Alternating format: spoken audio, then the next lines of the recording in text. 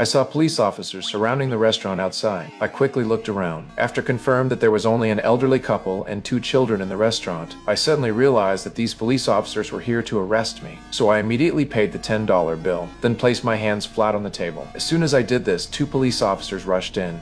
Police! Don't move! Don't move! Don't move! Don't move! Although taking down these 2 police officers would have been easy for me, but I chose to surrender obediently. This wasn't because I was cowardly, but because I was new to this town. And after I was taken back to the police station, the female police officer wanted to register my identity, but I didn't say a word and just silently observed the layout of the police station. This made the chief very angry. He immediately said he would teach me a lesson. At that moment, a black detective walked out. He seemed like a reasonable person. After taking me to a meeting room alone, the detective told me that a murder had occurred in the town the previous night. The victim had been shot in the back of the head at close range with 2 9mm bullets. After the murder, the killer not only picked up the shell casings, but also beat the body violently for a long time. Finally, they casually covered the body with a flattened piece of cardboard. Coincidentally, there was a witness this morning who saw me moving around the crime scene where the body was dumped. After hearing this, I remained silent for a long time before speaking up. I don't need a lawyer, because I didn't kill anybody.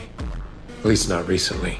Then I began to help sort out the details of the case. I believe there were 3 participants in this murder case. The first was a gunman who was very familiar with firearms. He was cautious, so he used a silencer and picked up the shell casing. The second was a mentally unstable psychopath. Only such a person would beat the body. The last was a careless coward. Fearing the body would be exposed, he tried to cover it with cardboard, but was so panicked he didn't even notice the feet were exposed. Although the detective agreed with my reasoning, it still didn't explain why I was near the dumping site. I immediately explained that I had just gotten off the bus at the nearby long-distance bus station. As a tourist who had come to this small town out of curiosity, I wanted to pay my respects to a blind blues singer who had died here.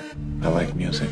But during the previous search, I only had a toothbrush, a French war medal, and 200 on me, traveling over 800 kilometers with this luggage to mourn a deceased blues singer. This explanation sounded problematic no matter how you looked at it, so before I could provide an alibi, the detective locked me up without mercy. Fortunately, the police found a phone number in the victim's shoe. If this leads to the real killer, I'll be able to get out of trouble quickly.